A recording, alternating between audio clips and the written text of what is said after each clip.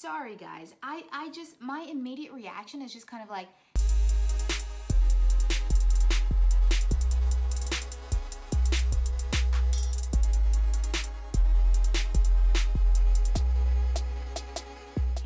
welcome back to SIBZ, West Coast, East Coast siblings, where we cover your favorite movies and TV shows, and tonight we are getting into NBC's new show, Debris. Now, you guys, I was underwhelmed. It was not that great, and I don't know, I haven't watched, like, network detective shows in a while, so maybe this is, like, the flow, but nothing about this show really got me. The storyline is interesting enough, but you can tell that they're really leaning on the mystery of aliens more than, like, you know, the characters. I feel like they're trying to hit this big emotional note, and it just rings flat. Like, it was just not, I don't know. Let me know what you guys think. Let's get into the review, okay? So, right off the bat, we learned that there was an explosion in space of a spacecraft. It was the Hubble machine, and the pieces, the debris from the explosion, fall down to Earth, and they are showing some sort of mysterious attributes that metal ship shouldn't have. Anyway, we meet Brian and Fiona. Brian works for the CIA. He was an ex-vet. He was in Afghanistan. And Finola is with MI6, and she works with the UK. And they work under this umbrella company called Orbital, and it's their job to research this, the explosion of the crash and these pieces that have now landed on Earth that are showing strange behavior and interacting with Earth's atmosphere strangely. So we know pretty much from the beginning that the UK and the US, while they're working in this Orbital company, they don't trust each other. It seems like Orbital is like this transnational company, and there's a representative from every country looking into these mysterious pieces of debris. But, you know, with Finola and Brian, they represent the US and the UK. They don't trust each other. Every time their bosses call, they kind of take their phone calls off to the side because they don't want the other person to know. But at the same time, it's like the two of them are trying to develop this friendship. They're partners. And, I mean, NBC kind of has us going in a romantic direction with them, but I don't really know. I wasn't getting any romantic vibes. It was just kind of, I just wasn't impressed. All right, moving right along. So Finola's father was George Jones, and he died a few years before, but he was the first scientist, I believe he was an astrophysicist, who found out that these pieces from this exploded Hubble spacecraft were special.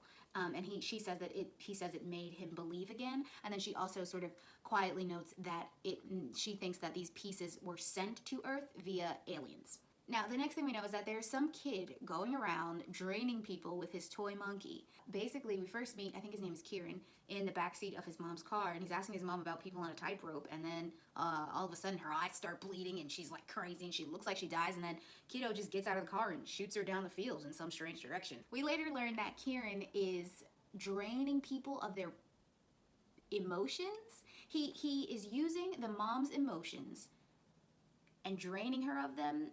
And we find out that he drains the dad and like other people in the vicinity for some purpose. We actually don't ever learn what the point of his draining them is. We know that the kid, the Kieran, the actual boy, was dead 7 months before. So something is inhabiting his body or has recreated his body. It's the aliens. And they're draining the human's emotional stuff for some reason.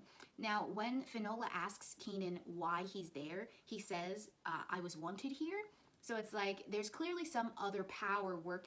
I think it is the aliens. At first, it seems like their intention is benevolence, you know? They're trying to help these grieving people through their emotions. Even Finola has this interaction, and she's reminded of her dead mother and whatnot. So it seems good, but then at the same time, you know, they're draining people and leaving their bodies like dead and floating around. Well, they're not dead. They come back to life. We'll get into that in a second. But yeah, the show opens with a deal being made between these two guys, and we don't really know who they are or whatnot, but we know that they're dealing pieces of this exploded spaceship. And there's like a whole big chase and whatnot, and this lady, she finds a piece that they had left behind, touches it, and boom, falls to the floor and dies. So we kind of forget about them for the rest of the episode until we get to the end, where we find that, so we know that these guys are collecting parts of the ship. We don't know what for. We also know they have some strange ability to teleport. Not really sure where that came from. They put something in their mouth, they teleport, one ends up under an overpass. So at the end of this episode, Brian's boss calls him and tells him that they found Finola's father, George Jones, and he's not dead. He's in fact alive and was working with the guys who we saw at the beginning of the episode running from the cops with the piece of the spaceship. It could be her father, but just like with Kieran, it could be an alien pretending to be her father. Don't really know, but that's supposed to be the hooker.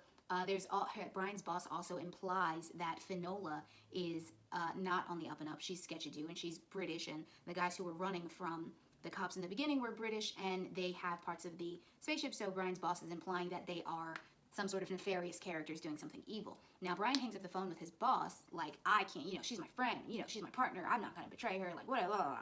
I don't know why he's so loyal to her, he doesn't even know her like that, but whatever. Anyway, he hangs up the phone, and we find out that Brian's boss is in some sort of underground bunker situation, and I'm assuming it belongs to the U.S. because Brian's with the CIA. They're trying to rebuild the Hubble spacecraft that exploded in space and is causing all this strange debris.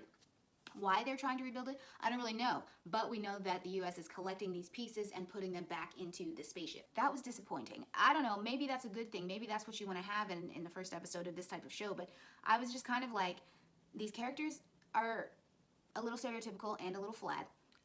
They're trying to be really deep and emotional with this poor girl and her mom and her dad and her dead brother, and I just was like, wasn't feeling it. Also, Brian has this big emotional situation with this girl, and we don't know where it comes from. Now, I get it, we're going to stem this out over time, but I was just kind of underwhelmed, you guys, and honestly, the mystery of, where the debris came from. Are there aliens involved? What do the aliens want? What's the U.S. government doing?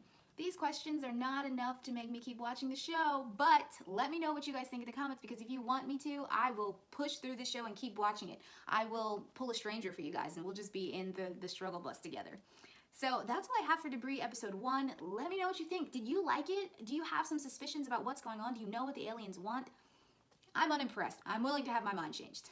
All right, thank you guys so much for watching. Don't forget to like this video if you like this video, comment, subscribe, and click the bell so you can be notified of all of our new content coming up on SIBZ. We are covering The Flash tomorrow. I'm still covering WandaVision. Chris still has Snowpiercer. We're still doing Servant Season 2.